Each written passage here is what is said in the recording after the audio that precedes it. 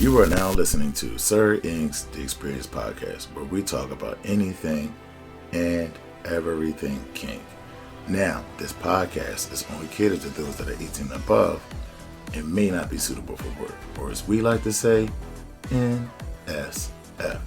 But remember, you can always listen to us during your private time. Hello, kinky and kink-curious folk out there. My name is Sir Ink.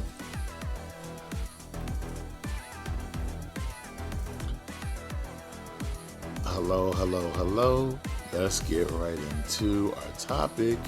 And let me take a different approach to this podcast.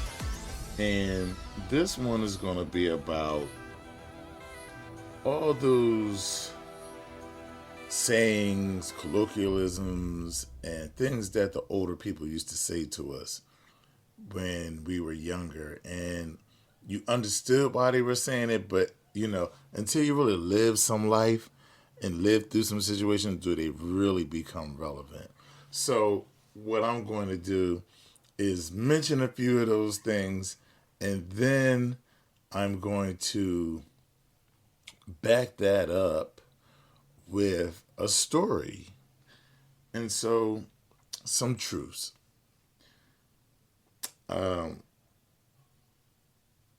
Everyone's relationship is their own, and my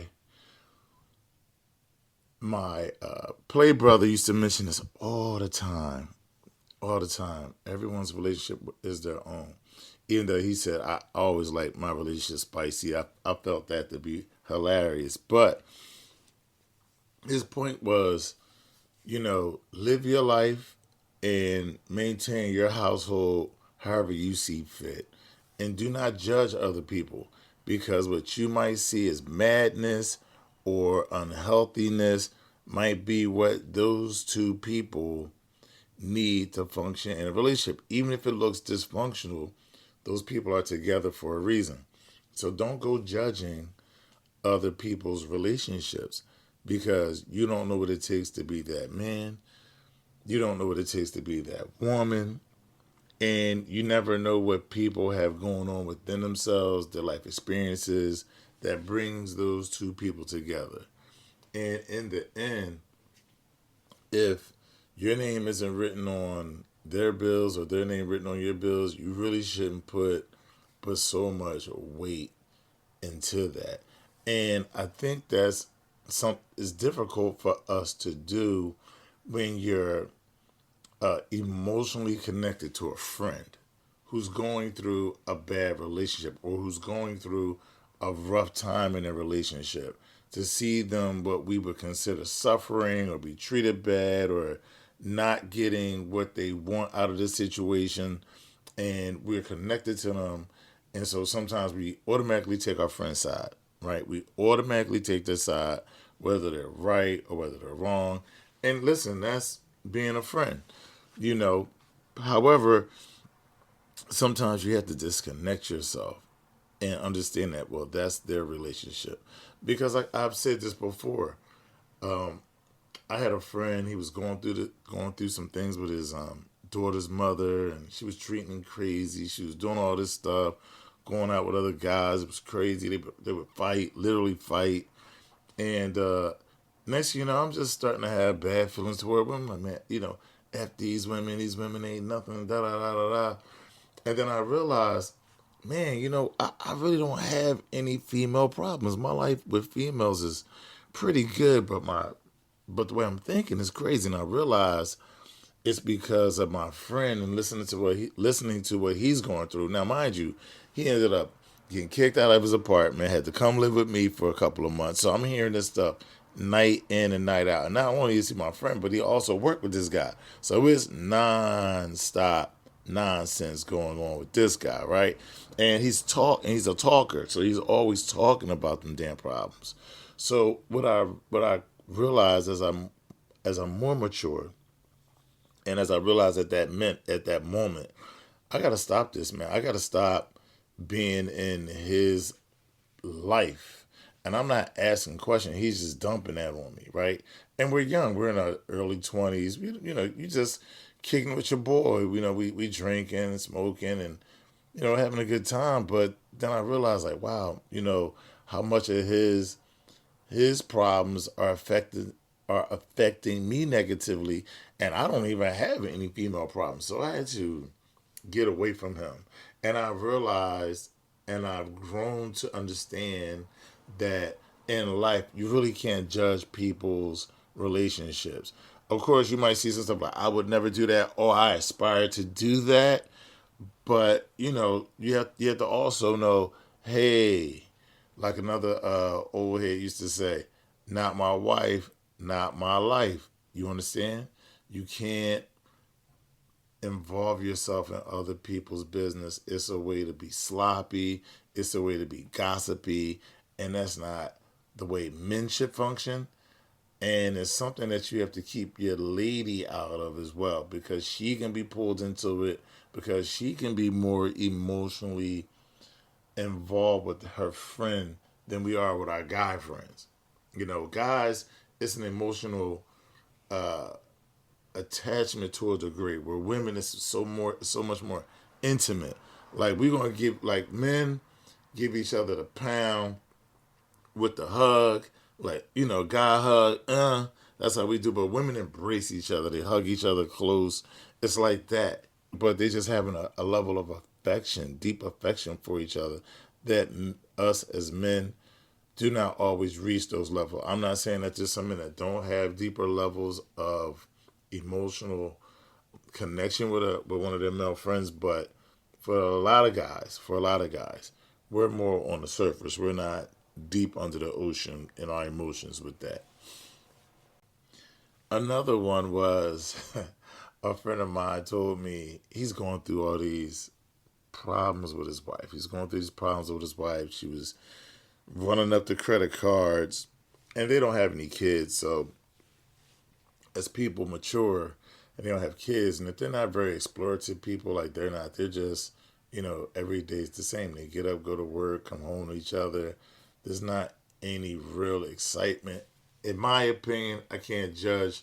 They've been together forever. I can't judge it. However, there's not a lot going on. So she's finding things like buying stuff online. There's this box showing up, stuff that she hasn't even used, still in boxes. So now my guy's frustrated because she done ran their cards up, not her cards, their cards. So he's like, man, I gotta take this away from me. And he was so frustrated. He said, man, my granddaddy always said, grandbaby, jerk off and keep your money in your pocket.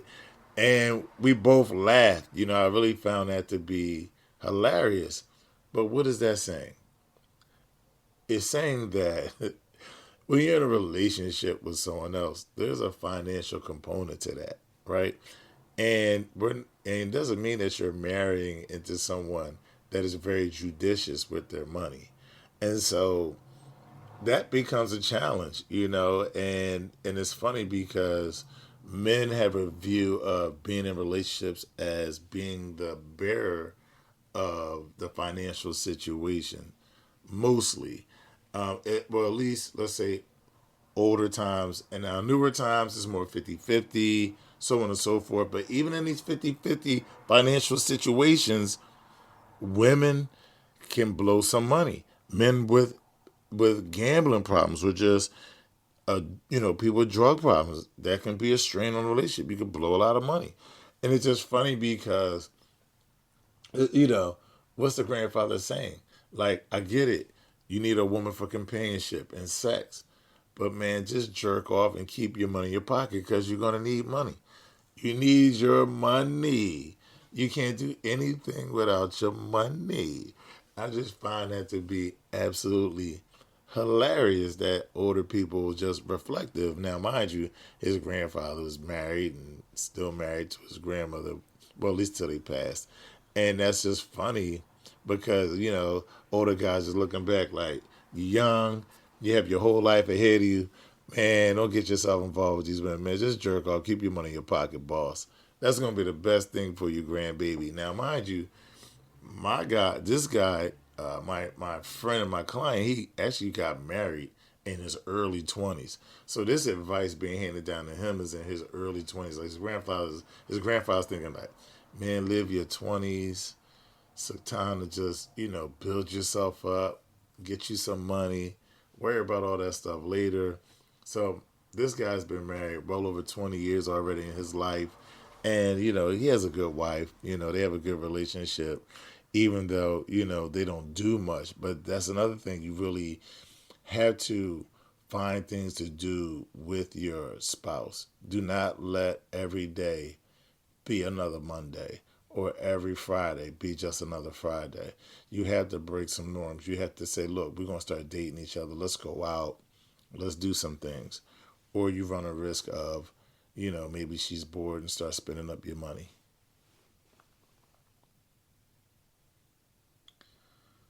Another one that was given to me by a good friend, and her name was Sarita. And I forget what we were talking about so many years ago in my mid 20s. And she said, Ink, when you know the truth about something, you're accountable for it. And I said, She said, yes, people that are ignorant to what's going on or ignorant to a situation, they don't have any accountability because they just didn't know. But for those who know the truth, have all the information, and understand what's going on, you're very much complicit to the outcome if you're involved in it. You're complicit to the outcome. So, for example, people that say, "Oh, it's you. It's only you in my life. I'll never see anyone else. I'll never sleep with anyone else," and then you do, right? The truth of the situation is you committed to being a certain kind of way. Now you're accountable to that truth. So when you break that truth, when you break that trust, you can't go back. You can't get that look back, you know? And you can be forgiven, but bad deeds are not forgotten. And one thing's for sure, and a lot of things for certain, women never forget how you make or made them feel. So this is a very important thing that we're playing with as men, far as what we say and how we move. And when those things don't add up, and again, there's no perfect soldiers, so you don't have to be perfect. But when those things don't add up, you start to look like a fake. You start to look untrustworthy.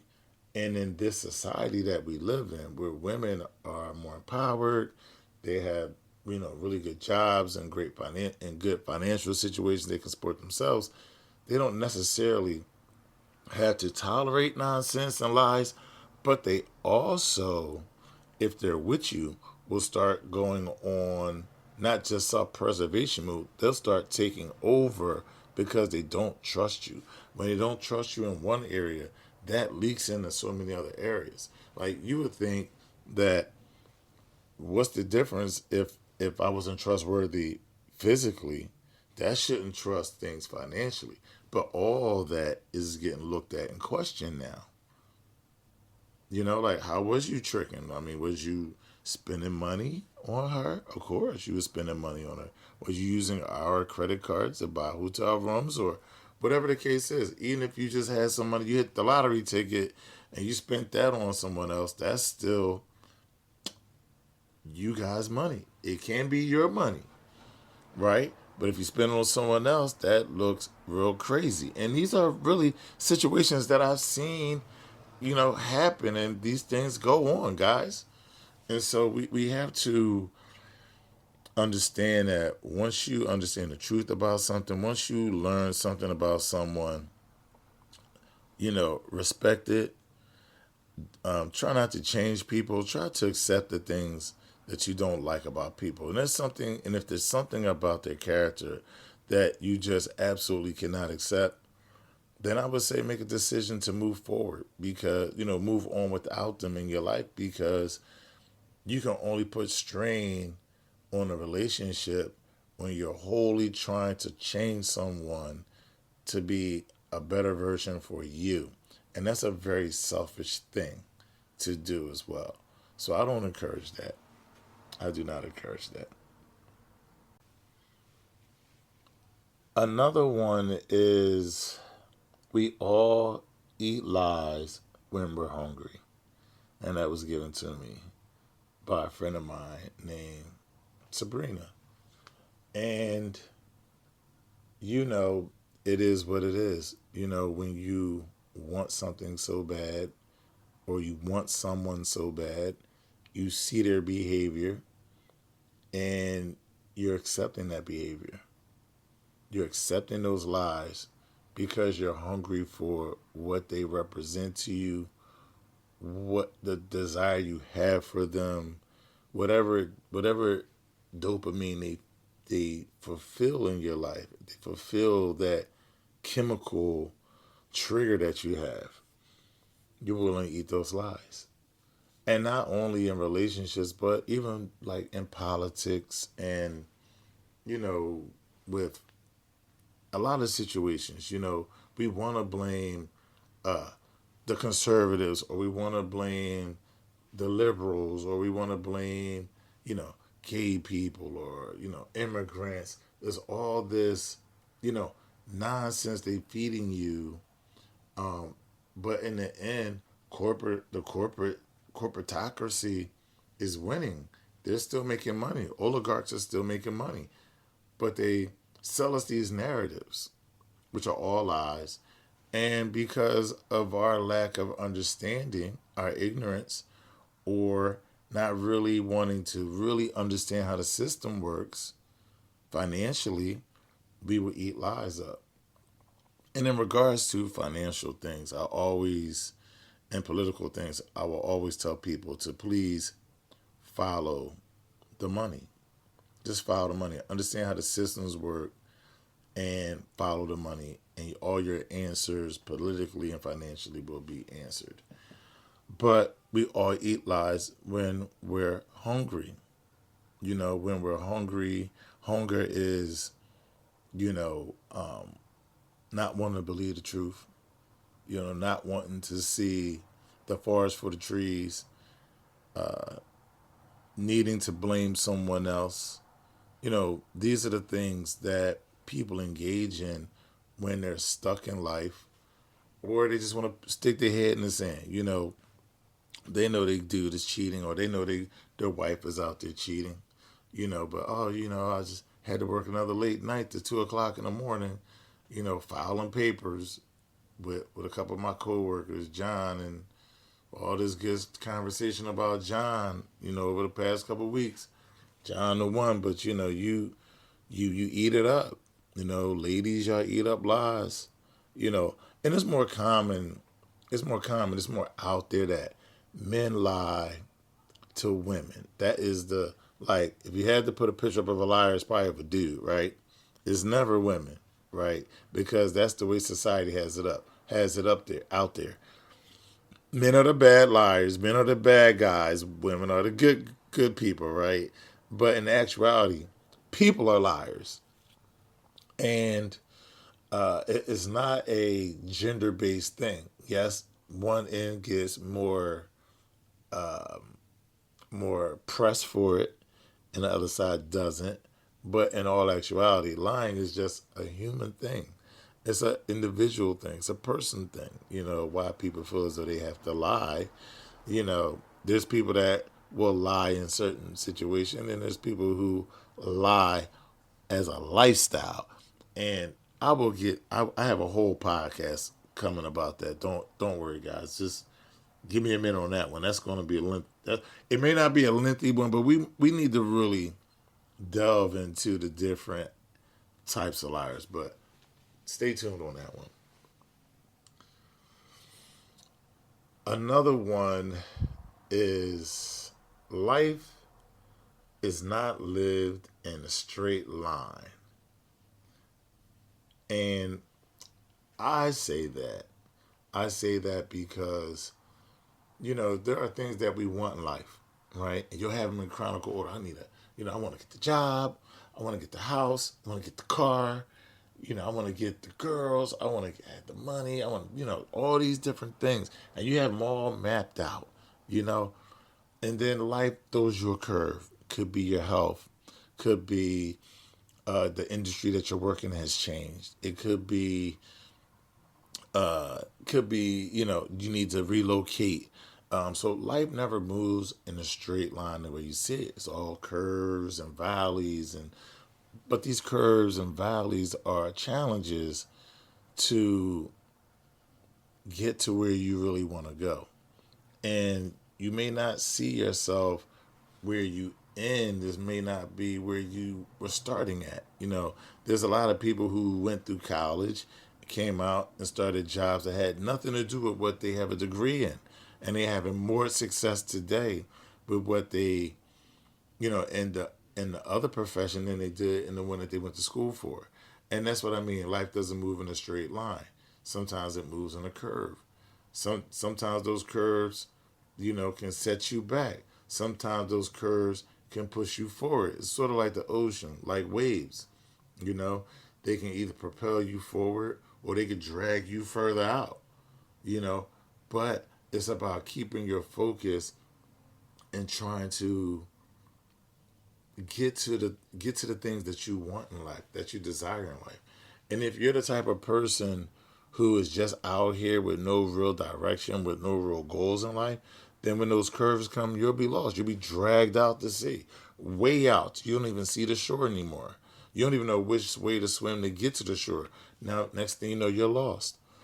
And growing up, you will always hear people say midlife crisis, people going through a midlife crisis. And you hear that, I'm like, okay, midlife crisis, okay, people, I guess people get to a certain age and they just, they start losing it. And once you get to middle age, you understand that it's really not so much a midlife crisis that everybody goes through. It's more of a midlife crisis for those who have not thought about their future, who had not thought about what their 40s and 50s and 60s and 70s would be like.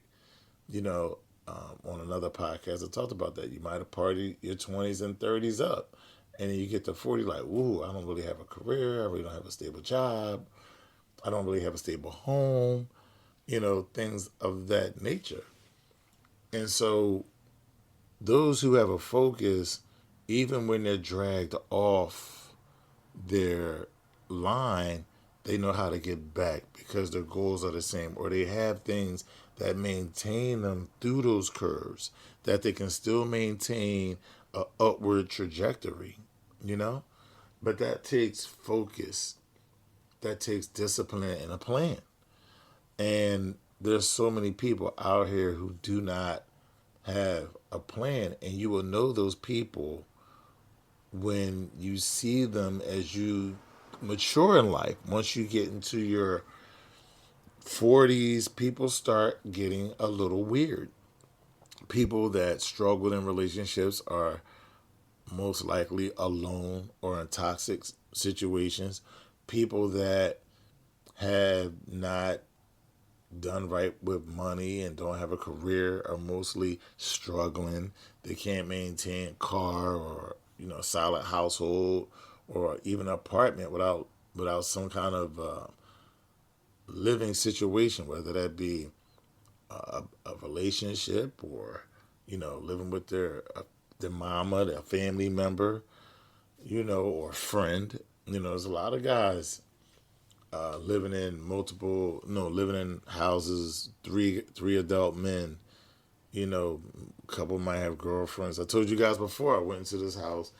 This one guy owned the house, but he allowed one of his friends to rent a room in the house. And, so we decided to go over there one day. The guy that owns the house is a good friend of one of my good friends. So just one night, we decided to go. I was married at this time. We said, oh, let's go over to Wayne's house, smoke a little, have some drinks, kick it for a little bit. Cool.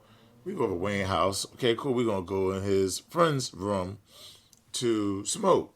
The guy that's renting the room in the back. I can't remember his name, but for the sake of this conversation, let's name him John. So we go into John's room. And we sit down. I'm looking around. I'm like, my man has all the porno magazine cutouts, like back in the day when we used to take the hip hop magazines and cut out all the photos and pictures of all of our favorite artists and post them on the wall. Like my man had a collage of women from all these magazines in the room, and I said, "Damn!" I'm looking at this, and my wife is looking at me like, "Are you seeing this?" I'm like, "Yeah, this is like a little weird." And I'm thinking like, does this guy know that he can just you know take some money and go somewhere and he could probably meet these kind of women or have sex with these kind of women if you want to pay for it. Like, it's a little weird that you might be in here jerking off, to all this stuff. But anyway, long story short, fast forward the next day, I call my boy Chuck, like, yeah, it's kind of weird, man, being in John's room. And, he had all the pictures up of the girls, man, Like, he's a grown man. At the time, he was in his 40s, and I'm still in my 30s. But I was like, yo, this dude is in, like, his mid-40s. Like, that's not a good look. Like, how's he bringing women in his room? And he's like, yo, Inky, man, peep this. That's not even his pictures. That's the boy Wayne's pictures, the boy that owned the spot who got a girlfriend. He told John, hey, John, I give you a discount off your rent if you just leave the magazines up. Those were his pictures. That was the guy who owns the house. Those are his pictures. And he told the guy that he would give him a discount if he left the pictures up. And he did it. He took the discount. Like, damn your discount. Get this crap up out of here, man. I don't need this in here. It got me looking all perved out. But it's crazy, y'all. It's crazy. People are out here peopling, and these are just some of the sayings that I've heard, some that I've come up myself, and the last one I'll leave you with is something my mother said to me years ago, and that was, as you get older, you will have more in common with someone you met 3 months ago than someone you've known your whole life. Because it's about relationships are about commonality. And there are things that you have in common with someone when you're a teenager that you just don't have as you get older through your interests, your experiences, your trajectory in life. And the last one I will leave you with, and I will let you guys think on this one. I will say a little something, but I'll let you think on this one. My best friend's mother told me, she said, Ink, some people are just here to bring life into the world. They're not here to be great parents. They're not here to be an influence in any way. Some people are just here, breathing, living, taking up space, and they're here to bring life into the world. And she was saying, just like, look at like Tupac and Biggie, for an example. Like, that's what they came here to do. They came here to live that life. Their parents, no matter how crazy of a situation was, 2-parent household, single mother, single parents, like they were here to bring those two into the world to do what they did. And so that's what it is. Some of us are here to take up space and recreate, and some of us are here to not only recreate, but to protect and to push forward our humanity. And with that being said, I want to thank you guys for listening. Please give your feedback. I love hearing your comments. And you know what to do. Until next time. Peace. So, you can reach me on YouTube and on all podcast platforms under Sir INQ. And I have a little change up, no longer on Facebook, but I'm still on Instagram under a new name, A underscore polite underscore savage. You still may be able to type in Sir INQ and still find me that way as well. I want to thank you guys for listening. Please hit me with your feedback, your comments. And until next time, peace.